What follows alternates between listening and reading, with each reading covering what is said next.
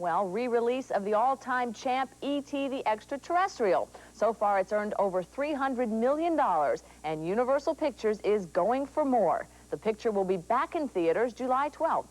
Maybe it was an iguana. It was no iguana. Maybe you know how they say there are alligators in the sewers? Alligators in the sewers. All we're trying to say is maybe you just probably imagined it. I couldn't have imagined it. It's been 3 years since movie audiences saw the faces of these three young actors in a film that made movie history, E.T. the Extraterrestrial. It contains a lot of universal emotions that everybody has, and it touched people so personally.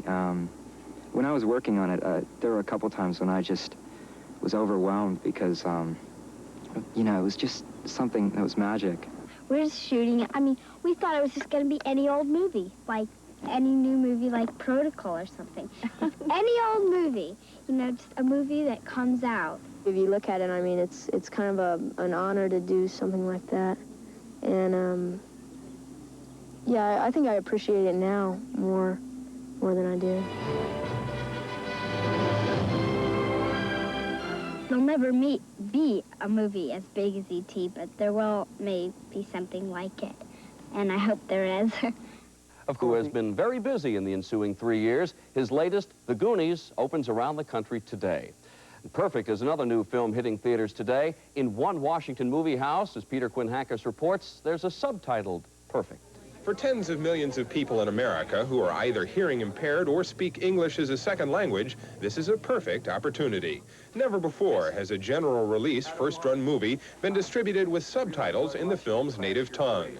People who don't speak English or can't hear well have usually stayed away from new movies because so much guesswork was involved in figuring out what's going on. Uncle Sam sometimes provides subtitles on the blockbusters, but usually 3 or 4 years after release. So the new captions are a hit. Without captions, I probably wouldn't have understood the story. I think the movie business will make money if they have more, because I'll sure go. Columbia plans several more subtitled movies, including a re-release of Ghostbusters later this summer. In Washington, Peter Quinn Hackers, Entertainment Tonight. Tonight and Looked up, how many millions did Michael Jackson make with his Thriller album? Bill Harris has all the figures inside Entertainment. Bill? Thank you, Alan. Grace Jones is off to Paris, where she plans to spend more than $100,000. On what? On designer fashions. The lady wants to dress to kill at next week's London premiere of A View to a Kill, when she meets Prince Charles and Princess Di. Here's more on rockers and money. Adweek magazine not only details Tom Selleck's annual Magnum money at $4.8 million per season, it also lists top album moneymakers in the rock world. The tops, Lionel Richie's $15 million paycheck for his Can't Slow Down, a Purple Rain profit for Prince of $18 million from the LP alone, and number one, Michael Jackson, who earned $70 million from his album Thriller. Quick note, Tina Turner's not the only glamorous older empress of rock. Did you know that hit-making Miss Patti LaBelle is a grandmother? When Steven Spielberg's The Goonies opens today around the country, soundtrack fans may wonder about one song. If you remember, we told you a giant electronic octopus had been cut from that film, then you'll understand the tune title, 8 Arms to Hold You. Candidly speaking, Brooke Shields poses after a 20th birthday celebration in New York City. There, instead of presents, she watched the Chippendale dancers unwrap. And at least one city in America has Sylvester Stallone being used to get new recruits for today's Army using today's poster for Rambo, First Blood, Part 2.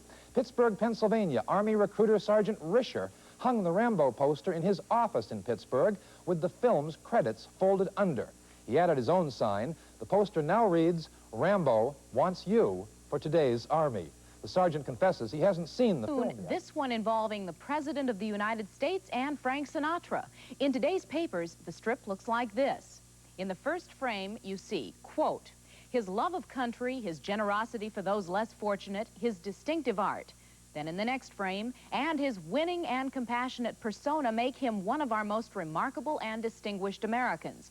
In the third frame, and one who truly did it his way, end quote. Ronald Reagan, May 23, 1985.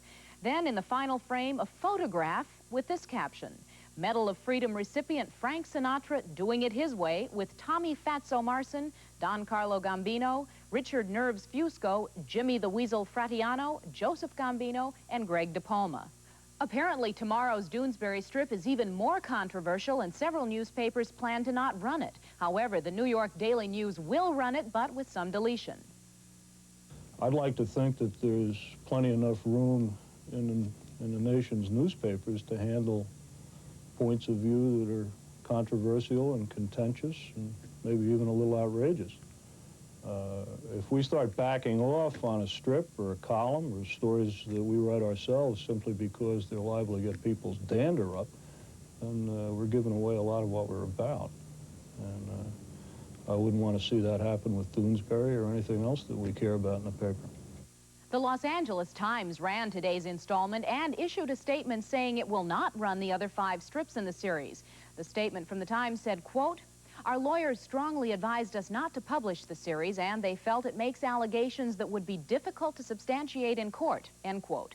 The 6-part series is about Sinatra, and according to the Times, quote, "One of the parts deals with his alleged connections with crime figures," end quote. The Chicago Tribune said it is planning to run the series in its entirety with changes in the text. Spokespeople for Sinatra declined comment. It was a big day. In Washington, D.C., the Post ran day 2 of the Frank Sinatra saga just as Gary Trudeau conceived it. In panel 1, the caption says, quote, "He has carried on his craft with distinction and high professionalism."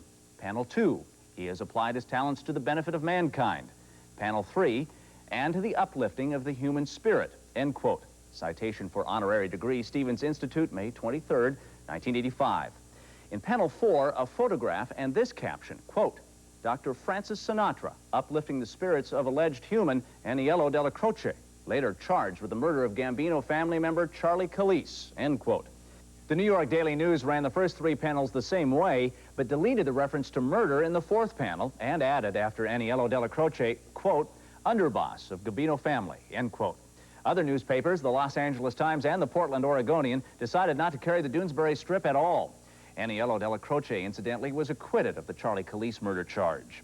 Late yesterday, Sinatra's public relations firm issued the following statement: "Gary Trudeau makes his living by his attempts at humor without regard to fairness or decency. I don't know if he has ever made any efforts on behalf of others or done anything to help the less fortunate in this country or elsewhere.